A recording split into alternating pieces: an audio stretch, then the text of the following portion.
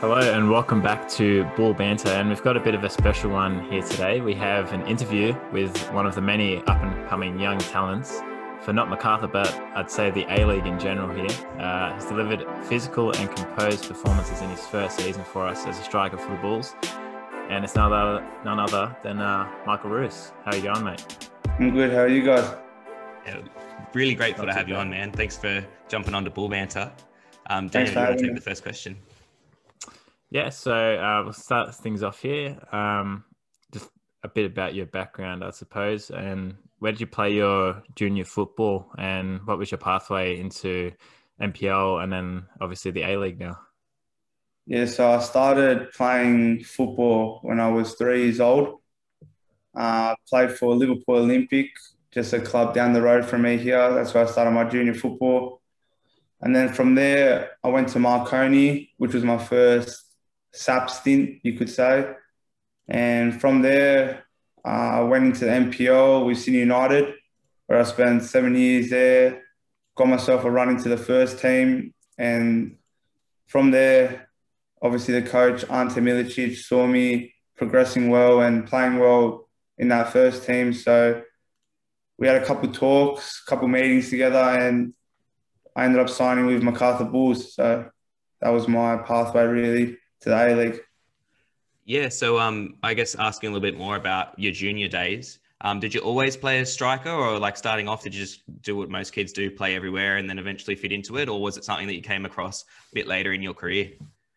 Yeah, well, I always wanted to score, get that glory, that man of the match, that Macca's man of the match. Oh, That was always mate, you're bringing me the back. goal at the end of the game. Had to score as many goals as I can, and I knew that from there I was scoring goals that I could be a striker. And over the years, just kept working as a striker, sometimes going out to the wing, but mainly I'm a striker. So pretty much my whole junior years were consumed of me playing striker, really no other position. Yeah, Yeah, and just sort of building off a little bit about that. If you had to, I know it's annoying sometimes to compare your style, maybe you got your own unique style, but if you had to make a comparison to the way you like to play striker, who would you compare yourself to? Or if you don't have a comparison, what would you describe your play as? Well, he's not really a striker, but I think I've got some attributes like Gareth Bale. I'm fast, I'm direct, I'm physical, I've got a powerful shot. And I sort of when I was younger, growing up, based my game around him. I watched a lot of his highlight clips and watched a lot of things to like sort of imitate what he used to do. Obviously, I was still young, but always looked up to Gareth Bale as one of my players that I wanted to be like one day. And I'm pretty sure I took some of those attributes from him and used them in the game a couple of times. But if I was to compare someone, it'd definitely be Gareth Bale. Yeah, we saw you run against Perth. That was Yeah. Bale left. I was Yeah. about to Yeah, mention even though that, he's from Tottenham, we hate Tottenham here. But yeah. It's all right, I'm a Chelsea supporter, so. Oh yeah. Good for you, man. Ah, Good for you. You're welcome, man. Mate, you can't talk too much. He goes for Arsenal, so Yeah, Oh, come on. I can't chat shit. That's fair. um, but yeah, I suppose one thing I think that I really wanted to ask you was, what's the most valuable thing you've learned from someone this season? Obviously, it's been a step up for you into the A-League, and what's sort of been the most helpful piece of advice or in-game thing that you've learned from someone in the squad or management or even family or friends? Yeah, well, obviously, a lot of my teammates are very supportive, and so are the staff at the club. But probably the one main thing I took from all of that was just to stay dedicated and keep working hard, and that nothing comes easy. So I really took that on board and, came to training every single day with a smile on my face and putting 110% effort in, knowing that it will not only benefit me, but also my teammates, the coaches, and how we go on the weekend. So that really hit me hard. And, I just look to really try to work hard on everything I do, no matter it's off the field, on the field. But that really woke me up being a young boy coming into a big A-League environment, an inaugural squad with a lot of experienced players. That really woke me up to the big scene of things. Yeah, you got to live the lifestyle, don't you? Yeah, exactly. Yeah. Another thing we wanted to ask was, obviously you had a good go with Sydney United, and you were, scoring pretty decently for them and playing well as well. Yeah. You've had a bit of experience as well with Northbridge Bulls this season, and sort of in that, I guess, fringe or bench role, coming off the bench quite a lot for MacArthur. Have you noticed, I guess, the difference in quality between NPL and A-League? What was the step up like? And can you just give us your thoughts on that transition? Yeah, well, obviously the main one is that there's the better quality players in the A-League compared to the NPL, but also just the whole environment of A-League. You go into training from the morning to around 11, 12 o'clock. It sort of consumes most of your day, whereas NPL, you're only training for an hour and a half, an hour. So it's definitely more professional. The players are better quality, and just football in general is taken more seriously, I reckon, in the A-League compared to NPL. No disrespect to them. They still do a great job on the weekends and stuff and with training. But just the intensity of the game was a real big step up for me. Only playing 1 year in the first team, I really had to adapt to that, knowing that I was with faster, stronger players that could actually keep up with me now, and I wasn't just playing with 18-year-olds anymore, but grown men. So I think that's the main difference between the NPL and the A-League. Yeah, and you bring up a good point there, sorry, about the NPL. Like, obviously, it's semi-professional, so you're not getting that professional environment. It's not as serious, and people are obviously working other jobs and stuff while they're also having, football on the side. So I agree with you, that would make a massive difference. Yeah. And, as you said, that physical step up, it's obviously going to take a little bit to adjust, but we've seen it a few times where you're just able to manhandle people. And I suppose one of them was your physical presence in that Melbourne City game where you bagged your first goal, made the defender trip a little bit. Could you take us through that? What was that experience like for you, scoring your first? Well, I made my starting debut against Melbourne City. The first leg we played them at Amy Park, and that was real surreal for me to get my first start. And then the second leg came, I don't know, I just felt something all day that I had a feeling that maybe today I could get my first A-League goal. Anyways, as the day went on, I was sitting on the bench warming up, and I get called over to come on. And I was surprised because normally I'm one of the last subs to come on, but for this time I was one of the first ones. So I came on with a decent amount of time to go. And I knew how crucial that game was for us, especially at home against first place now. And I just looked to come on and make an impact. And as soon as I saw the ball get passed back, I thought this is my time to pounce on it. And I ended up taking the ball off him and hitting the back of the net. And that was just the best feeling I've ever experienced in my life. Hearing the crowd roar, everyone go up, all my teammates come over, run over, give me massive high fives and hugs. It really stuck with me, I could tell you that much. I still think about it today. Yeah, but man. We could see it in the celebration. You were loving it, man. Yeah. I had a full celebration planned out before what I was going to do, but as soon as I scored, it all went out the window, and I was just in absolute joy to finally have scored my first A-League goal. So that's the story behind it. Yeah, exactly. Good stuff, man. Maybe keep that celebration in your back pocket for the next one you bag for us this season, I reckon. I'll be sure to do it again. Just a quick one as well. Like, when you go on for the Bulls, obviously Ante wasn't at the Melbourne City game for other reasons, but what did Ivan Jolic say to you when you went on, or what does Ante usually say to you when you go on, just to give you a bit of a G-up? Well, it's normally just come on and make an impact. You're a game changer at the end of the day. The finishing players that can come on and make an impact while the other team's running low, getting tired, making sloppy mistakes. So he really told me to go out there, enjoy myself for starters, just try my best and, just put in a good shift, try to get up to the standard of the game, up to the speed, and just try my best, really. That's all that they can really ask for us. And all we can really do is go out there and hopefully make an impact, change the game. And as I did against Melbourne City, I had a big impact on the game. So that's overall what they're looking for from a substitute. Yeah.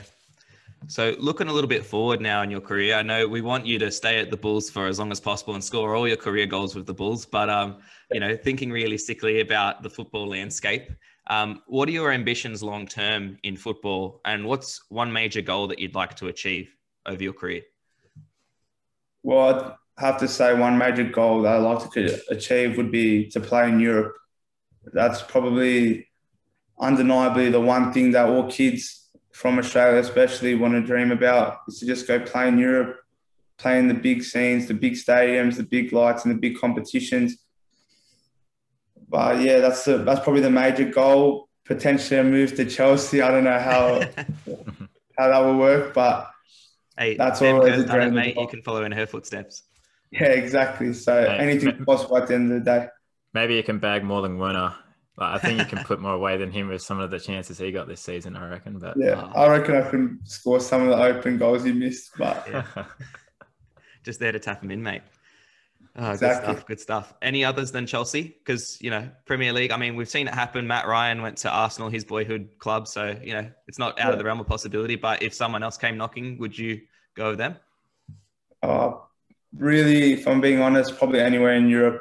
Anywhere would do. In the big leagues, France, Germany, Poland, Belgium, Netherlands, England, Spain, Portugal, they're all good footballing countries. And I believe if I go over there, I can learn a lot, not only physically and football-wise, but mentally as well, being away from home, being away from family and friends. It's a big move and impact on your life. But I reckon if I go over there, I would be able to deal with it and, just ride it out. And, that chasing my dream at the end of the day is to play in Europe and play football for the rest of my life. So if I stay dedicated, stay with my craft, then hopefully some teams will come knocking on the door and I can get that move to Europe. Yeah, 100%. And you're still so young as well. So you definitely got heaps of time ahead of you, which is definitely a bonus for you. Yeah, exactly. And, you've previously been involved in the Ruhs setup, and with the Olympics coming around, do you feel that you could make a difference at the Olympics? Yeah, I'm still a young player compared to all the other boys, but I reckon I've got the quality to be able to make an impact at the Olympics. I've got that physical presence, I've got that hardworking ethic, and I'm a direct player, which sometimes you need against teams that like to hold back. Having that direct player that will just go out players, keep hustling, keep putting them on the back foot, and, just creating havoc in the back line. That's what I like doing. That's what I try to do. So I reckon I could have a big impact if I was to go to the Olympics. How possible is that? I'm not quite sure, but it would be a pleasure and honor to once again play for my country. And at the Olympics is also a once-in-a-lifetime opportunity for anyone, whether it's football or a different sport. So overall, I reckon I could make an impact at the Olympics if I was to go to the Ruhs. Yeah, and we know of Ante's, obviously his connections in Australian football are wide-ranging. Has he had a chat with you about any of that? Or has he just said, keep your head down, keep working? And have you ever spoken to Graham Arnold, the Ruhs coach? Yeah, they like to keep some stuff under the radar, just try not to give you a big head, make you work hard and stay dedicated towards a goal instead of telling you you're in the squad where you can just lay back and not show your full potential. So at the moment, nothing explicitly has been said, but there's been glimpses of stuff to, keep me motivated and keep me dedicated and driven to that one goal, which will be the Olympics. So that's overall what they try to achieve with that. Yeah. And just looking into the run-in in the rest of the season, obviously the Bulls are sitting fifth at the moment in a very stacked part of the table. There's, I think, 4 teams on 32 points. What do you sort of predict for the rest of the season? Obviously, it's your first A-League season and, it's a new club as well. So it's kind of uncharted territory. But how do you rate our chances of making finals and where do you think we'll end up?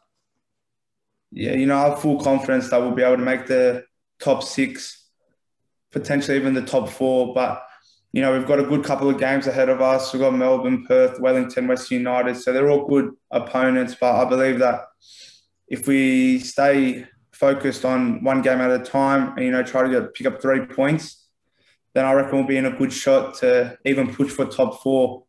At the moment, like our goal difference isn't the best. That's why we're coming last out of the equal second race, you could say. But I have full confidence in our squad and in the staff that they will get us over the line at the end of the day, because top 6 in an inaugural squad is always a good thing. And I reckon we could put on a show in the final series, because anything can happen. And on our day, we're one of the best teams in the league. So I wouldn't put it past us. Definitely, man. It's good to hear your confidence. And, with any luck, you'll be able to help us out with that goal difference with your play.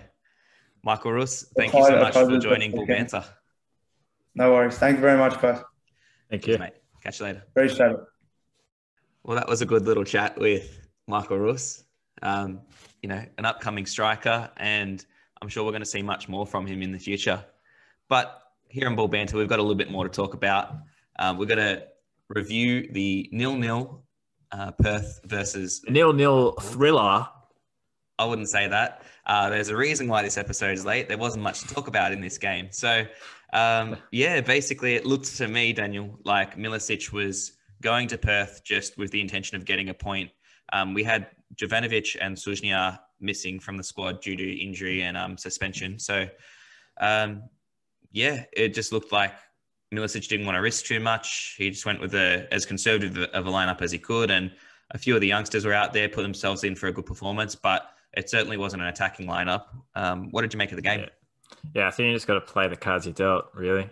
Like when you have the more than half the back line sort of missing the game, you don't want to overextend yourself, and you want to make sure that we're solid at the back. So that definitely showed in the second half more so, where we really couldn't get much going, especially the last 15 minutes of that game.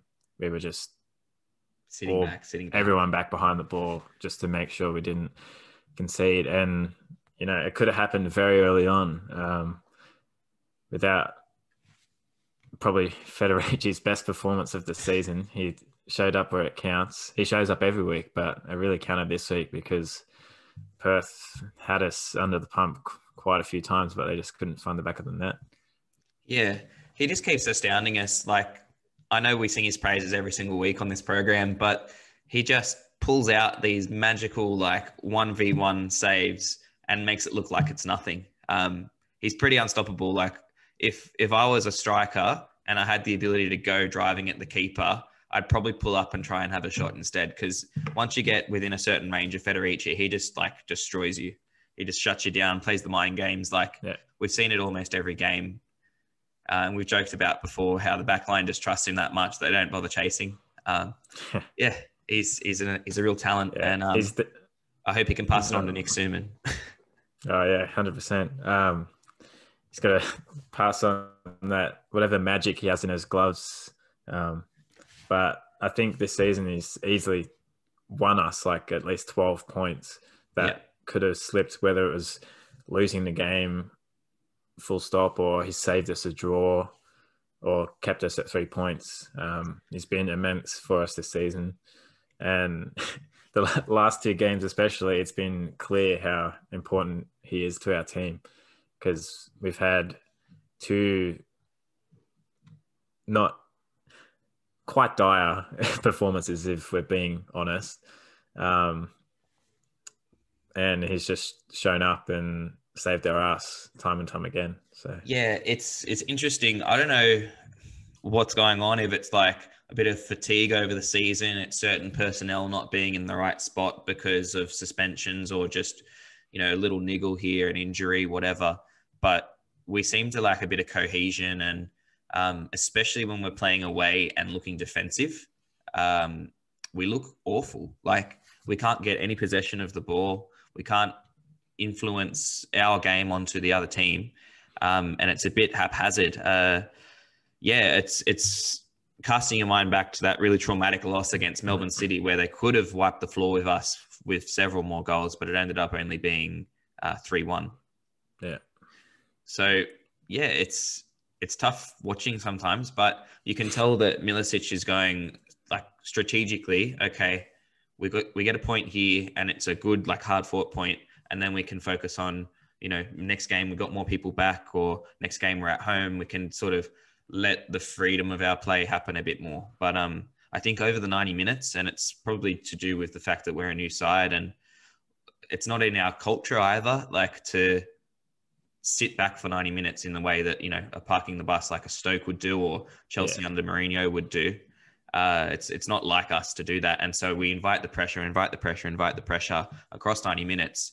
If you keep doing that and you haven't got substantial possession at some points, you're going to end up back on your 6-yard box, which is pretty much what happened in the second half against the Glory.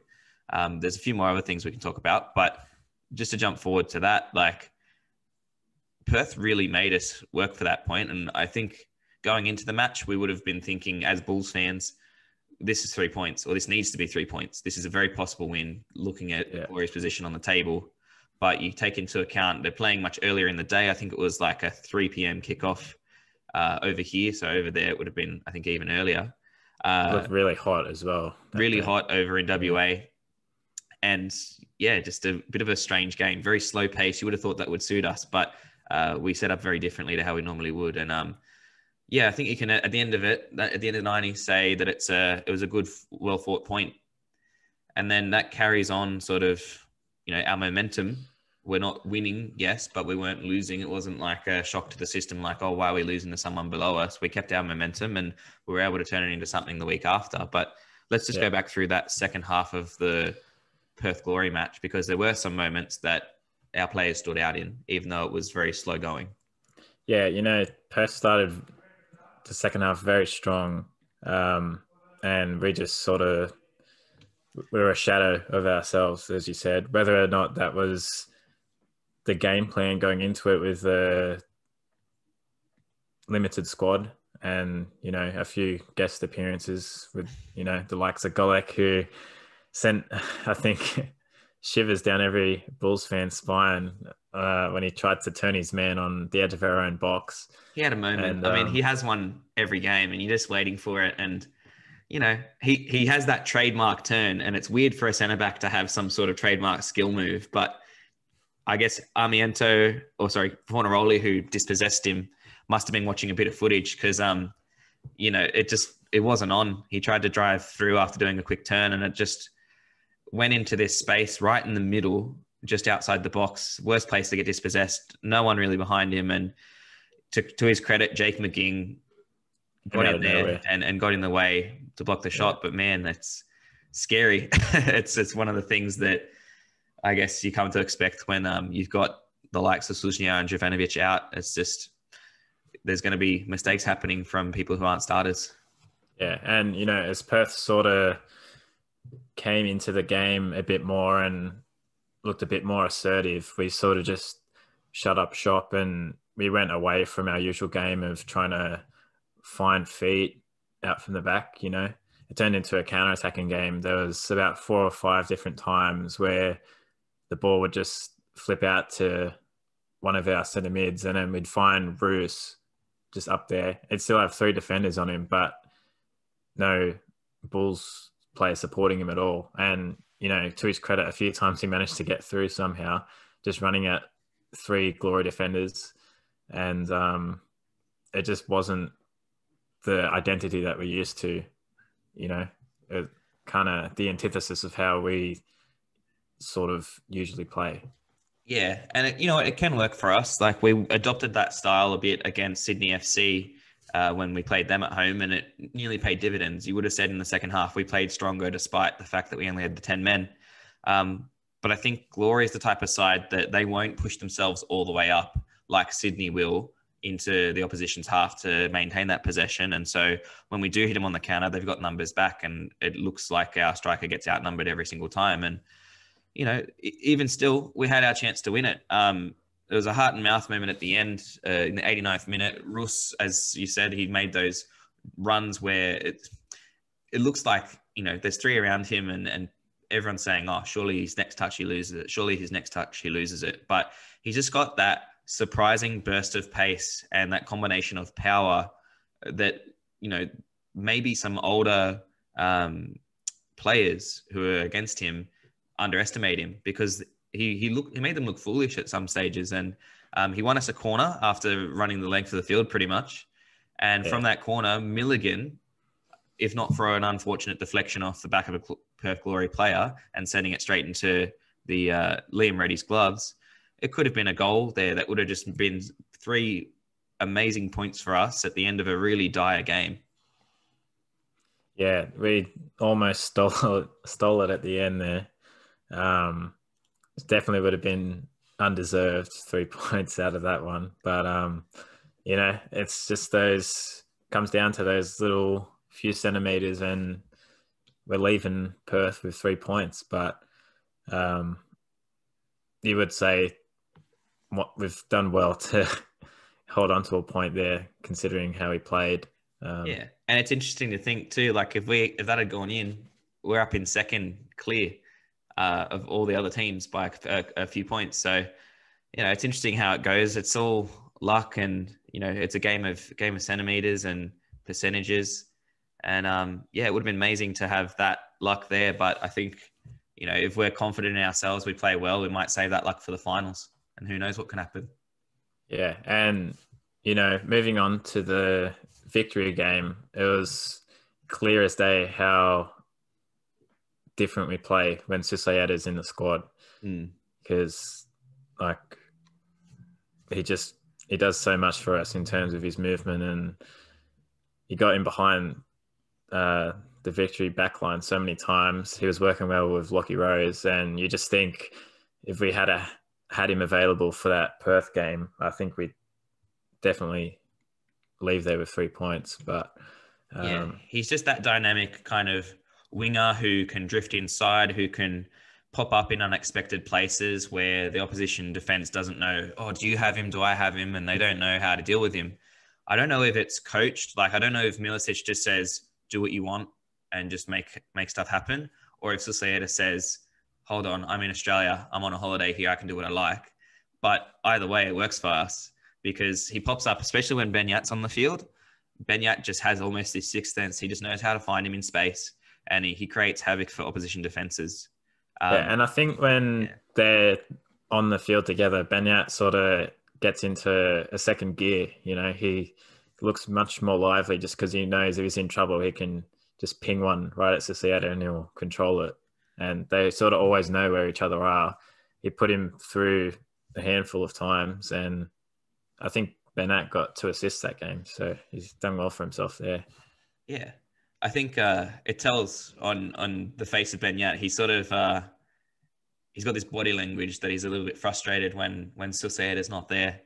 I think because we do have a younger squad, especially in the positions where you'd be putting people through, and obviously Franjic and Ora injured, so some of the more established players who might be in position a bit quicker than the younger blokes are not there. And you see sometimes Benyat will float a free ball for like Lachie Rose or even James Meredith when he's getting up, and it's like, he's like, you should have been there, and he starts to get, in his head a little bit, and the second half he drops a bit his effort, because he's like, oh, stuff this, why am I getting the ball back if I'm just going to kick it and you're not going to get it on the end of it? Like, yeah, it gets a little bit of a negative spiral. But, with Susayeta back, it's looking good for us. And he was a real danger. I think another factor was just how Victory looked like they were defending us, because they just let us 2 centre mids just have the ball and just gave us all the time and space they wanted.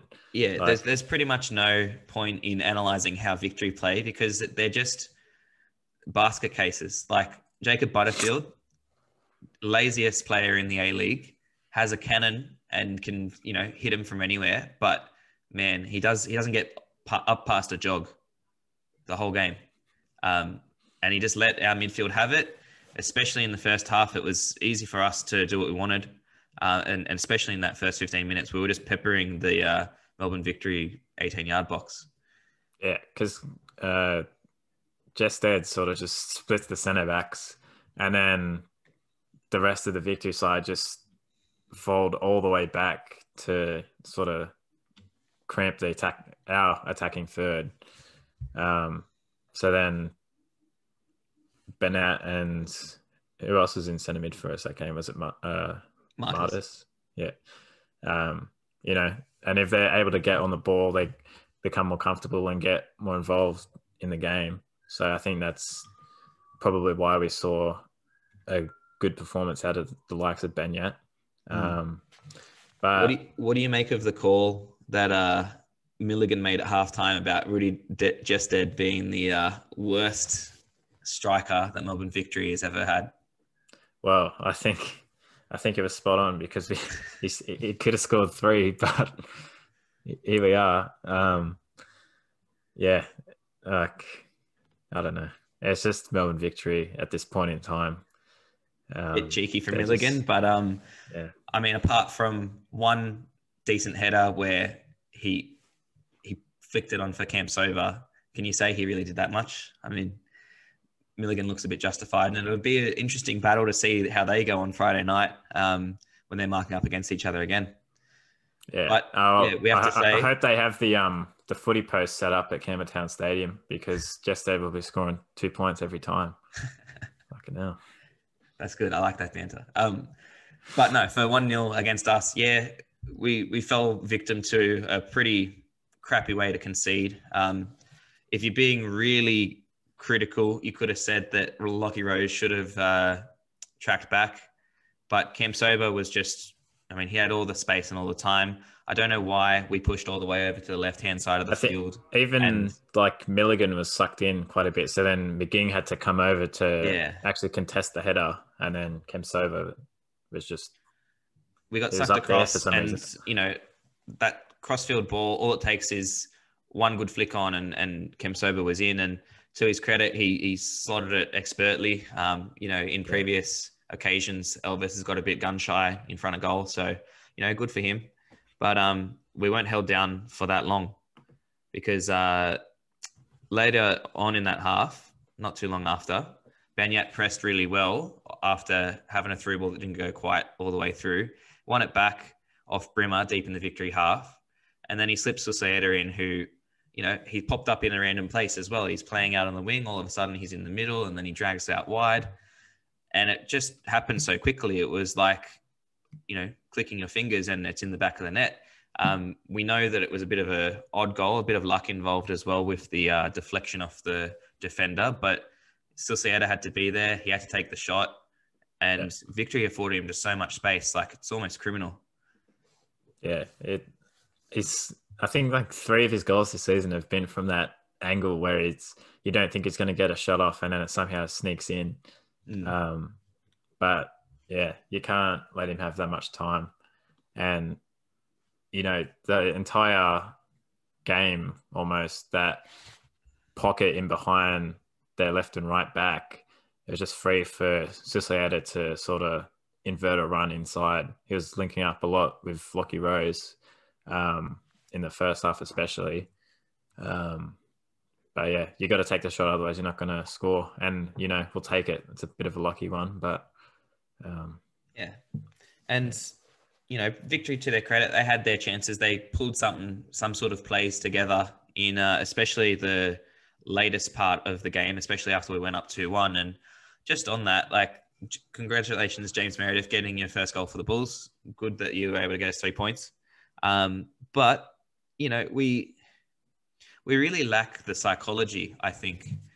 It took the goal, even though we had started quite well against the Victory, but it took the goal to really shake us into, proactive action.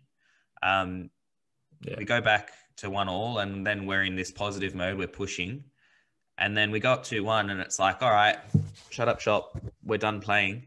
I know there were still a couple of occasions we went forward, but realistically, our style of play changed dramatically. So what do you make of that? Do you think that that's coming down from the coaching, or do you think the older heads in the squad are going, no, just take it easy. We can easily do this. And why didn't we go on and try and score more? Yeah, I think you raised a good point, saying it was like a bit of a psychological thing, because you've probably experienced it in playing soccer as well, even if it's just park footy. You get up and sort of, whether you want to or mean to or not, you take your foot off the pedal. And obviously, when the other team's gone down 2-1, they're going to fire back up again. And, you know, it was halfway through the second half where we've scored. And then, you know, it's only a matter of 10 minutes later, it's the 80th minute. And you want to conserve it. You don't want to overextend yourself and concede a silly goal. So I can sort of understand if it's something on the pitch where Milligan's reacting to it and telling the boys, all right, just keep it a bit tighter at the back here.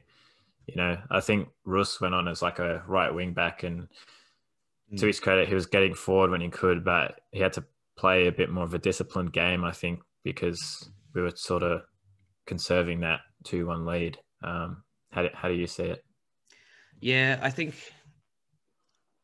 when we're at home, especially, and we feel like we can win, when we're playing maybe what we perceive as weak opposition, we go out there and we play calm, but we don't necessarily play fast, right? You saw how we lifted against Melbourne City, even despite going down 1-0, we looked like we matched them for the majority of the match, right? Even cast your mind back to when we played Wellington at home, right? That was very early in the season, but, you know, we conceded a few chances off them that could have been goals, and then we copped the goal, and then we flicked into gear. So I think we're slow to wake up with a lot of games, and particularly at this point in the season, I think once we do go up, we tend to be a bit more conservative and we look a bit tighter. I don't know what the go is there, if it's just general season fatigue or whatever, if we're struggling with the schedule, what have you, but we look like we play our best football when we're tied and there's already been goals scored from either side. It's like, right, we're in for a fight. We're up for it. Let's go. We're ready to attack and actually play our game. But it's almost like it takes a goal from the other side to wake us up and actually play our best. And then when we do get on top, we shut down. Yeah, it's a bit of a curious one, that, because there's definitely signs of it. It's happened before. Well, it's happened too regularly for it to not be an odd occurrence. So yeah, I think you're spot on there. Why, for instance, can't we do what we did to Adelaide? 4-1 over them. Was it 4-0? Yeah, 4-0. Yeah, 4-0 over Adelaide at home. Why can't we have more of that? I mean, sure, they were rubbish on the night, but I've not seen us dominate a team like that since, to actually wipe them off the park. And if we had done that and we had been maybe a little bit more free-flowing and adventurous in our play, maybe we don't have a negative goal difference and maybe we are higher up on the table, because all this stuff is going to matter come the end of the season. I've got to think that, like that Adelaide game, Adelaide couldn't create anything. They couldn't get a sniff at goal, really, other than Torre sort of just mugging his defender and getting a lucky shot off. But thinking back to that Victory game, Victory had an insane amount of chances that are just, sniffed over the bar. They hit the crossbar twice, I think.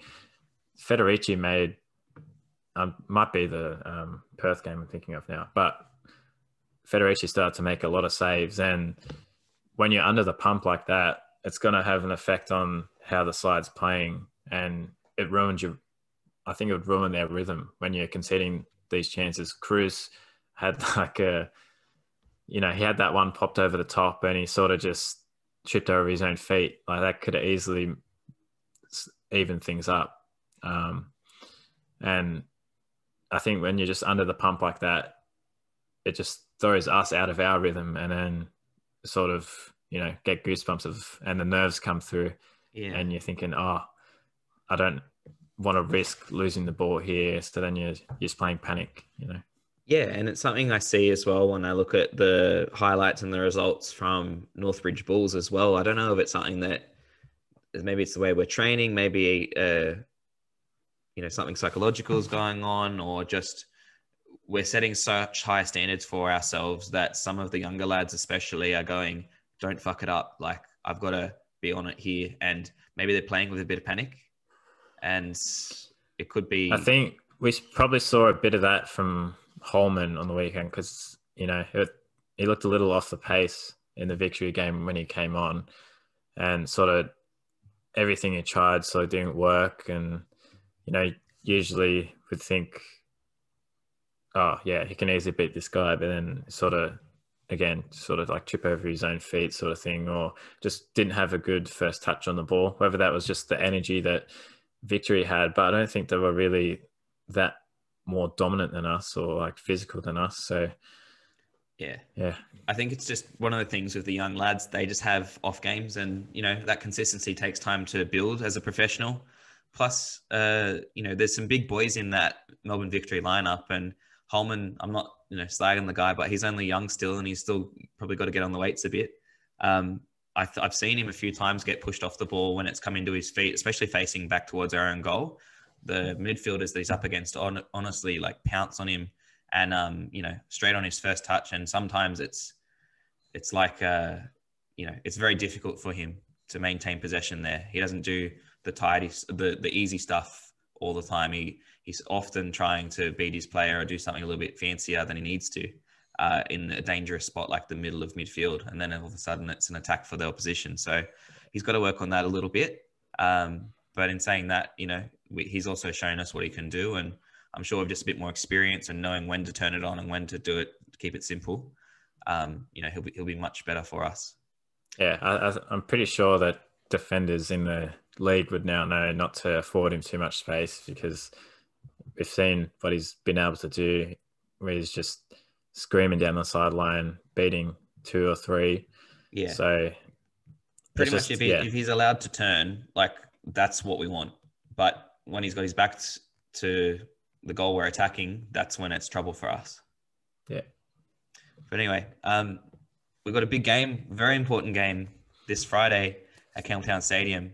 Melbourne Victory, who we just beat last Thursday, visiting for the first time. And, we've got the psychological edge over them, you could say. We've got the victory down there. How do you see this one playing out? What do you reckon? Yeah, I just hope that we don't afford as many chances to the victory as we did last time out, because, 21 shots, obviously you can always say, oh, it's just a victory, but they're still creating those chances. Like, they had an insane XG, I think, of like 3.2 expected goals or something, but they just couldn't finish. So I think it's got to be 2-0. And, I'm still a little bit hopeful that we can keep our finals hopes alive. So I think 2-0, and Derbyshire, 1 from open play, 1 a pen, and that's it. Get Derbyshire back in the goals, I think. Yeah, I think we can do it. I mean, we did it against them on Thursday night, even if we had to grind it out a little bit. I think with Denny Jono coming back into the side, we'll look a bit more settled. Susaeta will have had a bit more game time in his legs, and, he'll be ready to fire. So I think we're looking good for a win here. And I think we'll have Derbyshire on the score sheet off at least 1 cross, because I don't see Melbourne Victory holding it together defensively for a whole match.